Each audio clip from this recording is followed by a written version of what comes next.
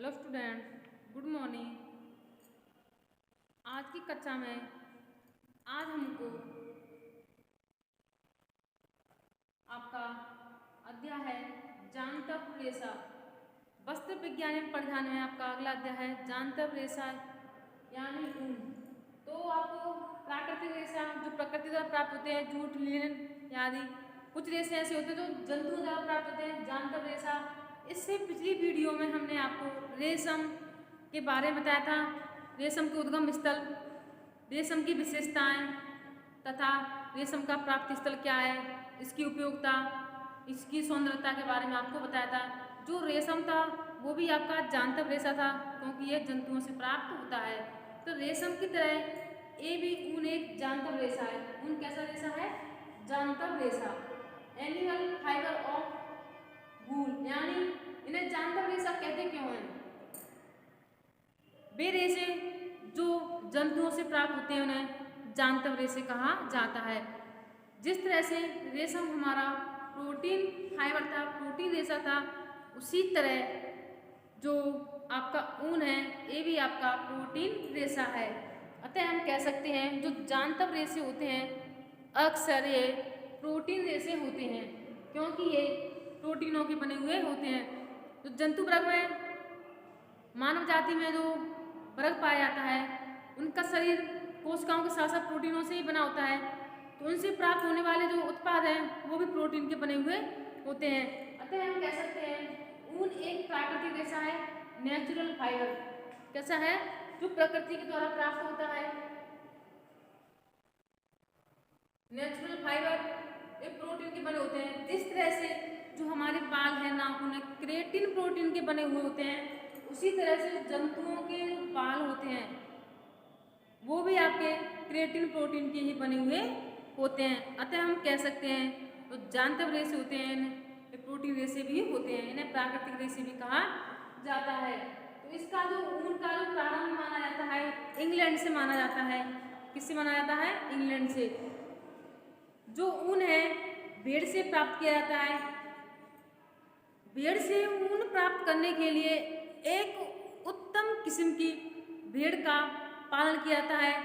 एक अच्छे स्वास्थ्य की भेड़ का पालन किया जाता है ताकि उत्तम ऊन का, एक अच्छी किस्म की ऊन हमें प्राप्त हो सके, उससे एक अच्छे वस्त्रों का निर्माण हो सके।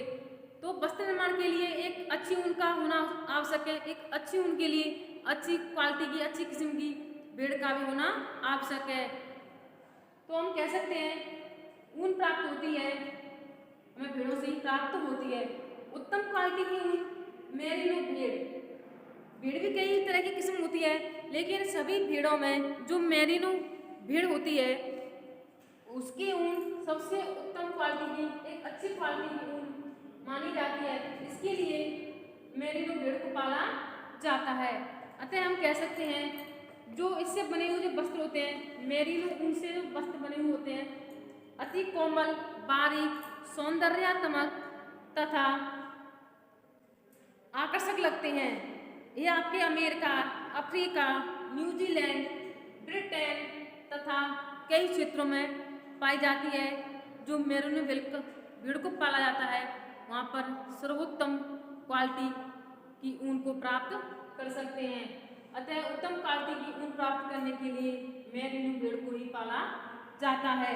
श्रेष्ठ एवं उत्कृष्ट कोटि के ऊनी वस्त्रों का उपयोग, जो श्रेष्ठ अच्छी क्वालिटी होते हैं, उत्कृष्ट ऊन वाले होते हैं, उनसे बने हुए वस्त्रों का प्रयोग राजा महाराजा पहनने के लिए अपने राजसी वेश के में भी प्रयोग करते हैं। अतः हम कह सकते हैं कि बाल जानवरों के शरीर पर उत्पन्न होते हैं जो प्राकृतिक रूप से, जो ऊनी वस्त्र होते हैं हमें प्राकृतिक रूप से सर्दी, गर्मी, वर्षा से हमारी रक्षा करते हैं। उनकी खोज एवं शिकार हमें काफ़ी समय से करते चले आ रहे हैं ताकि उत्तम प्रकार की ऊन को हम प्राप्त कर सकें। जो बाल होते हैं, खाल होती है, उसमें ऊन बनाने के लिए फर और फेल्ट किसका प्रयोग करते हैं? जो बाल होते हैं उन बालों में फर का और फेल्ट का प्रयोग करते हैं। फर, फेल्ट का जो बाल होते हैं आपके फर और फेल्ट के रूप में होते हैं, इनसे ऊनी वस्त्र बनाने का कार्य किया जाता है। खाल प्राप्ति हेतु जानवरों को मारना पड़ता है या फिर जीवित होते हैं उनकी खाल से बालों को मशीनों की कटिंग के द्वारा बालों का उत्पादन किया जाता है। इन बालों से एक अच्छी क्वालिटी की ऊन का उत्पादन किया जाता है। इस प्रयास के फलस्वरूप जानवरों को ऊन प्राप्त करने के लिए, ऊन के उत्पादन को बढ़ाने के लिए एक अच्छी किस्म के जानवरों को पाला जाता है, जैसे ऊंट है, भेड़ है, कई प्रकार की क्वालिटी की। तो ऊन प्राप्ति के साधन में कई प्रकार के स्रोत हैं, जैसे कि बिक्यूना ऊंट तो है, कैमल है, इनसे ऊन प्राप्त की जाती है। लेकिन उत्तम किस्म की ऊन प्राप्त करने के लिए जो बिक्यूना जो ऊंट है, इस ऊंट से एक अच्छी क्वालिटी की ऊन प्राप्त होती है। इस ऊंट को से जो ऊन प्राप्त होती है उसे मिल्क कोट भी कहा जाता है। क्या कहा जाता है? मिल्क कोट भी कहा जाता है। ऊंट के अलावा आपका अंगोरा बकरी है। अंगोरा बकरी के भी जो बाल होते हैं उससे भी ऊन का उत्पादन किया जाता है। इसको मोहेर भी कहा जाता है। क्या कहा जाता है? मोहेर। नेक्स्ट है आपकी कश्मीरी बकरी। कश्मीरी बकरी की जो खाल से ऊन प्राप्त होती है उससे भी वस्त्र बनाए जाते हैं। अल्पाका, ये कोई आपका अलग नाम नहीं है, ये आपकी ऊन प्राप्त करने वाले जानवरों के नाम है। अंगोरा बकरी, कश्मीरी बकरी और अल्पाका। ये बकरी की जैसी दिखाई देती है।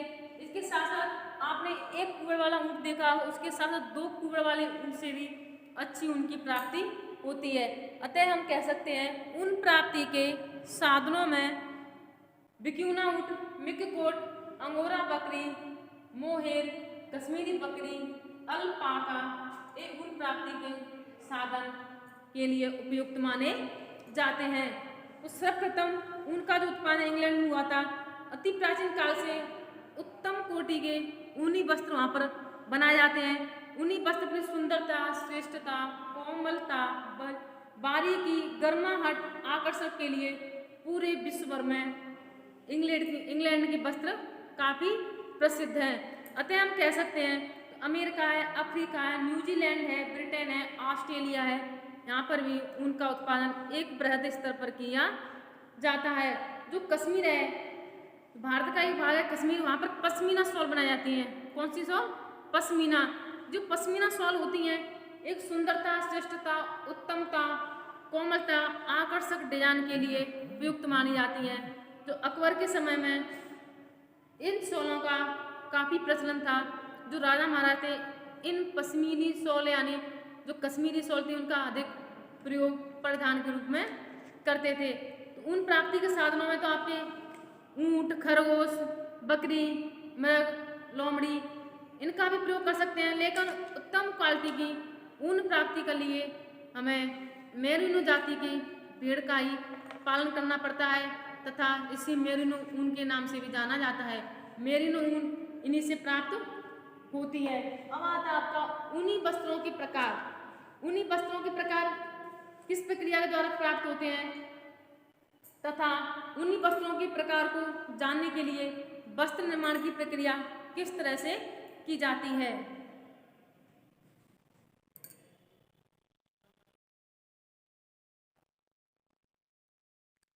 अब आता है आपका ऊनी वस्त्रों के प्रकार। ऊनी वस्त्रों के कौन कौन से प्रकार हैं? तो पहला आपका ऊनी वस्त्र और ब्रशेड वस्त्र। ऊनी वस्त्र जो अब तक हम प्रयोग करते आ रहे हैं, ये सॉक्स है, स्वेटर है, आपकी शॉल है, कई प्रकार के ऊनी वस्त्र हैं, वो आपको ऊनी वस्त्रों की श्रेणी में आते हैं। लेकिन जो ब्रशेड वस्त्र होते हैं, एक वस्त्र किस तरह के होते हैं? आपने देखा होगा आज के इस फैशन के दौर में एक अच्छे कोट, अच्छी क्वालिटी के जो कोट होते हैं, जो ऊनी वस्त्र होते हैं, ब्रशेड ऊन के माध्यम से बनाए जाते हैं। इनकी जो धागे निर्माण की प्रक्रिया होती है काफ़ी लंबी होती है, जिससे पूर्णतः समांतर प्रकृति का धागा हमें प्राप्त होता है, जिससे एक अच्छी क्वालिटी का जो वस्त्र हमें इससे मिलता है। तो ये वस्त्र लंबे, मजबूत, उत्तम कोटि के होते हैं। इनसे गर्म सूट, चेस्टर, जैकेट इन सभी का उत्पादन ब्रशेड ऊन से ही किया जाता है। जो वस्त्र की सतह होती है काफ़ी चिकनी होती है, देखने में काफ़ी मनमोहक लगते हैं। इसलिए इन पर धूल कण हैं, मिट्टी के कण हैं, गंदगी का प्रभाव अधिक नहीं होता है। अब ऊन का उत्पादन किन किन चरणों के माध्यम से कर सकते हैं? तो जो ऊनी वस्त्र होते हैं इनके जो रेशे कैसे होते हैं? छोटे होते हैं। जो ऊनी वस्त्र के रेशे होते हैं छोटे छोटे होते हैं, लेकिन जो ब्रस्टेड वस्त्र होते हैं इनके जो धागे होते हैं काफी लंबे होते हैं, समांतर होते हैं, चिकनाई युक्त होते हैं, जिससे एक अच्छे वस्त्र का निर्माण किया जाता है। इनकी जो ऊनी वस्त्र होते हैं उनकी धुनाई की जाती है, उसके पश्चात की कताई की जाती है, लेकिन जो ब्रस्टेड धागे होते हैं उनकी धुनाई के साथ साथ उनको सॉफ्ट एवं मुलायम बनाने के लिए इनकी कंघी भी करनी पड़ती है। जो ऊनी वस्त्र होते हैं एक कम मजबूत होते हैं, लेकिन जो ब्रस्टेड वस्त्र होते हैं ये काफ़ी मजबूत होते हैं, काफ़ी टिकाऊ भी होते हैं। ये देखने में गुज्जीदार रेशेयुक्त लगते हैं, लेकिन ये देखने में सुंदर, कोमल तथा आकर्षक भी लगते हैं तथा ये वस्त्र मजबूत एवं टिकाऊ भी होते हैं। ये ब्रस्टेड वस्त्र होते हैं जो हल्के होते हैं, इनकी जो और इनको इस्त्री करें, प्रेस करें तो प्रेस या इस्त्री करने की भी आवश्यकता नहीं होती है। इन्हें एक अच्छे डिटर्जेंट पाउडर से धोने पर भी इनकी जो नम्यता है वो भी बनी रहती है। इनकी जो बुनाई होती है काफ़ी सघन होती है तथा आकर्षक डिजाइन के वस्त्र भी आकर्षक डिजाइन के वस्त्र बनाए जा रहे हैं आजकल, वो आपके ब्रस्टेड ऊन के द्वारा ही बनाए जाते हैं। इन्हें आसानी से दूसरे रेशे के साथ मिश्रित भी नहीं कर सकते हैं। इनसे अधिक मूल्यवान वस्त्र बनाए जाते हैं। जो जैकेट हैं, गर्म सूट हैं, आपके कोट कवर हैं, इन्हीं ब्रस्टेड वस्त्रों से बनाए जाते हैं। अब आता है आपका ऊन की विशेषताएं। ऊन की क्या क्या विशेषता होती हैं? इन विशेषताओं के आधार पर इनको एक महत्वपूर्ण जानतर रेशा माना जाता है। तो आपको पता है जो ऊन है आपका, ये आपका प्रोटीन रेशा है। प्रोटीन रेशा के साथ साथ ये आपका प्राकृतिक रेशा है, आपका जानतर रेशा है, जंतुओं से प्राप्त रेशा जानतर रेशा कहलाता है। लेकिन जो इसके अंदर कौन कौन से तत्व हैं जो पाए जाते हैं उनके अंतर्गत, तो कौन कौन से तत्व हैं? आपके पहला तत्व है कार्बन, सी को क्या कहते हैं? Carbon, oxygen, nitrogen, hydrogen. तो इसमें जो तत्वों का समायोजन है कार्बन का, ऑक्सीजन का, नाइट्रोजन का, हाइड्रोजन का, सल्फर को गंधक भी कह सकते हैं, ये इनके सूत्र हैं। तो C carbon, oxygen, nitrogen, hydrogen, sulphur या गंधक, जिसमें कार्बन का जो प्रतिशत है 49 है तथा ऑक्सीजन का प्रतिशत है 24 है, नाइट्रोजन का प्रतिशत है 60 है और हाइड्रोजन का प्रतिशत मात्रा है 7 है और सल्फर का प्रतिशत मात्रा है आपकी 4% है। इन्हीं प्रतिशत मात्रा से मिलकर ऊन का निर्माण किया जाता है। इसी के संयोजन से मिलकर उनका विकास किया जाता है। ये सभी तत्व आपस में मिलकर क्रिएटिन प्रोटीन से मिलकर बने हुए होते हैं। ये तो इसकी भौतिक विशेषताएं होती हैं, ये सब भौतिक विशेषताओं का अंतर्गत आता है। लेकिन इसको अगर उनको हम सूक्ष्म दृष्टि से देखा जाए, सूक्ष्म दृष्टि वो होता है जो छोटी छोटी वस्तुओं को इस यंत्र के माध्यम से देखा जाता है, सूक्ष्म दर्शी या माइक्रोस्कोप। इसकी सूक्ष्मदर्शी रचना रूप के में देखा जाए तो इसकी 3 परतें होती हैं। कितनी परतें? 3। पहली परत है आपकी बाह्य परत। जो बाह्य परत होती है इसको क्यूटिकल भी कहा जाता है, इसे बाहरी लेयर भी कहा जाता है, इसको सुरक्षात्मक लेयर भी कहा जाता है। ये आपकी जो ऊन होती है उसकी सुरक्षात्मक लेयर का निर्माण करती है, जिससे ऊन काफी लंबे समय तक चल सकती है। नेक्स्ट है आपकी मध्य परत। जो मध्य परत होती है इसे कॉर्टेक्स कहा जाता है। जो तीसरी परत है आपकी अंतर परत, इसको मेड्यूला भी कहा जाता है। जो सूक्ष्मदर्शी रचना से देखने पर इसकी जो रचना होती है 3 भागों में डिवाइड है। इसका जो रूप है 3 भागों में डिवाइड है आपका बाह्य परत क्यूटिकल, मध्य परत कॉर्टेक्स, अंतर परत मेडुला। तो सूक्ष्मदर्शी रचना के आधार पर इसको 3 भागों में डिवाइड किया गया है। जो बाह्य परत होती है ये सबसे बाहरी परत होती है, सुरक्षा प्रदान करती है, प्रोटेक्शन लेयर के नाम से भी जाना जाता है। ये छोटी छोटी पपड़ी के समान सल्कें होती हैं तथा इस सल्कों की संख्या 1000 से 4000 तक भी हो सकती हैं। इस सल्क उन्हीं रेशों में बटाई में सहायता करते हैं तथा बटाई के दौरान रेशों में जो उपस्थित सल्कें होती हैं जिसके द्वारा ऊनी वस्त्र का निर्माण किया जाता है। अब आता है आपका मध्य परत कॉर्टेक्स। जो कॉर्टेक्स होता है ये आपका बहुकोशिकीय होता है, यानी इसमें बहुत सारी कोशिकाएं होती हैं। जानते रेसे हैं जंतुओं का शरीर किससे मिलकर बना हुआ था? कोशिकाओं से। जो आपका भेड़ है बहुकोशिकीय में आती है, तो जो मध्यप्रत होती है ये आपकी बहुकोशिकीय यानी मल्टी सेलुलर, किसमें? मल्टी सेलुलर कोशिकाओं से बनी हुई होती है तथा इसमें रेशे का रंग प्रभावित होता है। इसमें लचीलापन, प्रतिस्कंदात्मक कई प्रकार के गुण पाए जाते हैं। नेक्स्ट है आपकी अंतःप्रत। अंतःप्रत यानी मेडुला, जो सबसे अंदर की परत है, इसको क्या कहते हैं? मेड्यूला। इसके मध्य एक खोखली नलिका होती है। क्या होती है? खोखली नलिका होती है तथा ये अत्यंत कम विकसित अनुपस्थित रहता है। ये सबसे ज्यादा विकसित ऊनी वस्त्रों में ही पाया जाता है। अतः हम कह सकते हैं जो सूक्ष्मदर्शी रचना के आधार पर इसको 3 भागों में डिवाइड किया गया है। अब ऊन की जो संरचना है उसकी विशेषता में आपका जो ऊन का जो व्यास होता है 0.005 से 0.0015 यानी 15। इसकी जो लंबाई होती है 1 से 4 इंच तक होती है। 1 से 4 इंच के साथ साथ कभी कभी एक उत्तम क्वालिटी का जो धागा होता है, उत्तम क्वालिटी के जो रेशे प्राप्त किए जाते हैं 7 से 8 इंच के भी हो सकते हैं। इसकी जो चमक होती है, जो ऊन की चमक होती है, एक अच्छी क्वालिटी की, अच्छी किस्म की भेड़ की ऊन पर निर्भर करती है। एक अच्छी जलवायु युक्त अच्छे खान पान, एक स्वस्थ भेड़ से प्राप्त ऊन, उसकी चमक काफ़ी अच्छी होती है तथा वो ऊन देखने में काफ़ी अच्छी भी लगती है। उत्तम कोटि की ऊन कम परंतु अनोखी, इसमें एक अनोखी चमक पाई जाती है।